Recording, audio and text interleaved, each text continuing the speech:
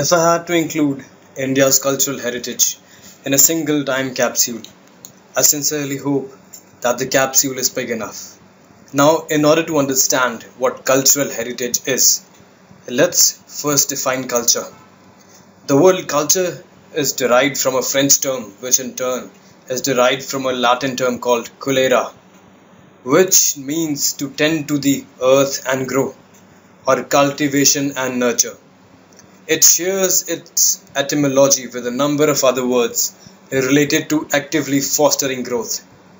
Culture is the characteristics and knowledge of a particular group of people, defined by everything from language, religion, cuisine, social habits, music, arts, traditions, and so on.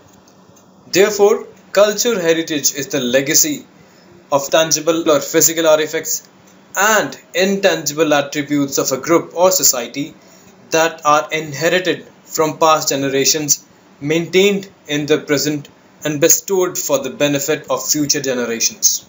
Tangible heritage includes buildings and historical places, monuments, artifacts, etc., which are considered worthy of preservation for the future. These include objects significant to archaeology, architecture, science, and technology of a specific culture. Secondly, intangible heritage. It also includes traditions or living expressions inherited from our ancestors and passed on to our descendants, such as oral traditions, performing arts, social practices, rituals, festive events, knowledge and practices concerning nature, or the knowledge and skills to produce traditional crafts. While fragile, intangible cultural heritage is an important factor in maintaining cultural diversity in the face of growing globalization. An understanding of the intangible cultural heritage of different communities helps with the intercultural dialogue and encourages mutual respect for each other's way of life.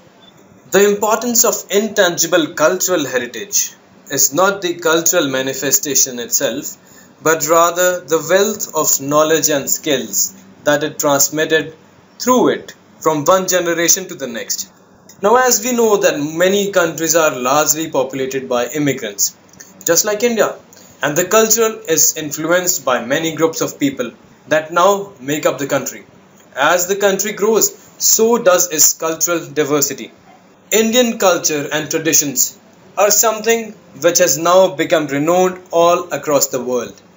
We all refer to India and its culture as something very diverse and unique.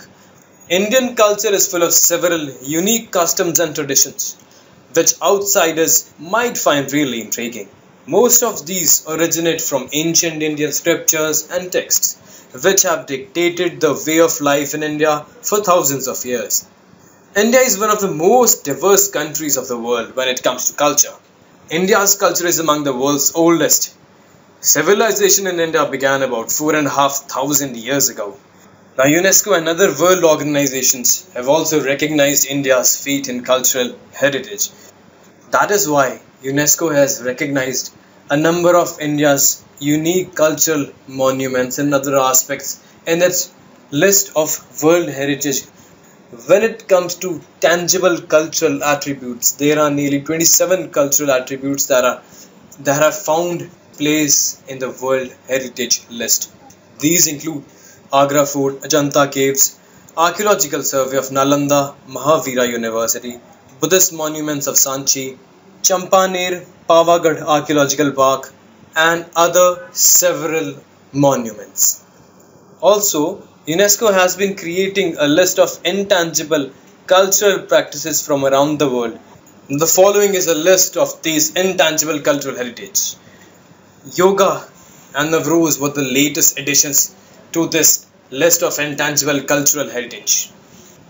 Now let's quickly take a look at the various unique attributes that Indian culture has to present. When it comes to language, India has 22 official languages. According to the census of India, the total number of mother tongues spoken in India is 1652. However, only 150 languages have a sizable speaking population. Apart from Hindi, the major languages spoken in India are Marathi, Gujarati, Bengali, Telugu, Tamil, Kannada, Malayalam, Punjabi, Assamese, Urdu, and the list goes on. So, this diversity is itself a testimony to the diversity in India. When it comes to religion, India is known as a land of spirituality and philosophy. It is the birthplace of some religions, which even exist today.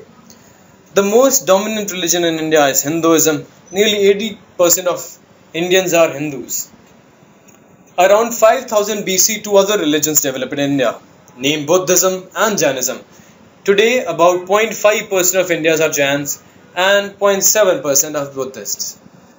One comparatively new religion in India is Sikhism, and it was established in the 15th century. About 2% of Indians are Sikhs. Along with the religions that develop in India, there are followers of non-Indian religions as well. The largest non-Indian religion is Islam. About 11% of Indians are Muslims. That is the second largest population of Muslims in the world. Christians are more than 2% of India's population. There are also Zoroastrians who, even though make less than 0.01% of Indian population, are known around India. There are also few thousand Jews in India. Judaism and Christianity might have arrived in India before it arrived in Europe. Indian food has always been celebrated around the world. When the Mughal Empire invaded during the 16th century, it left a significant mark on the Indian cuisine. Now, Indian cuisine is multivaried when it comes to the regional aspects. North India has different cuisines, for example, Awadhi, Bhojpuri, Punjabi, Kashmiri. In South India, it's Telugu, Kannada, Kerala, Tamil, Hyderabadi. There's lots of different cuisine in East and Northeast of India. And of course, West India, which has Gujarati, Marathi, Goan, and other different cultural cuisines of India. Now, when it comes to customs and celebrations, there are a few festivals which have found a prominent place in India. India is a land of festivals where people from different religions coexist harmoniously. The wide variety of festivals celebrated in India is a true manifestation of its rich culture and traditions. Diwali is the largest and most important holiday in India. It symbolizes the inner light that protects from the spiritual darkness. Holi, the festival of colors, is also called as Festival of Love, is popular during spring. There are other different festivals like the Shahra, which is also called as Vidajashmi. Then there are Navratras, there is Durga Puja, Janmashtami, Ganesh Chaturthi.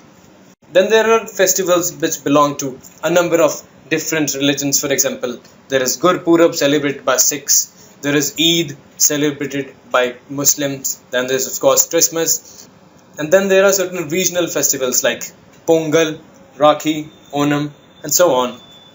And India has not only contributed towards the traditions but the sports as well. There are sports like Malkham, Kallari Payat, and Kabaddi.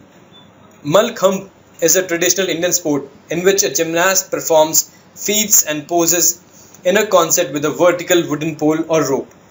Kallari Payat is a martial art which originates in a style in Kerala, southern India. The word Kallari first appears in Tamil Sangam literature to describe both a battlefield and combat arena.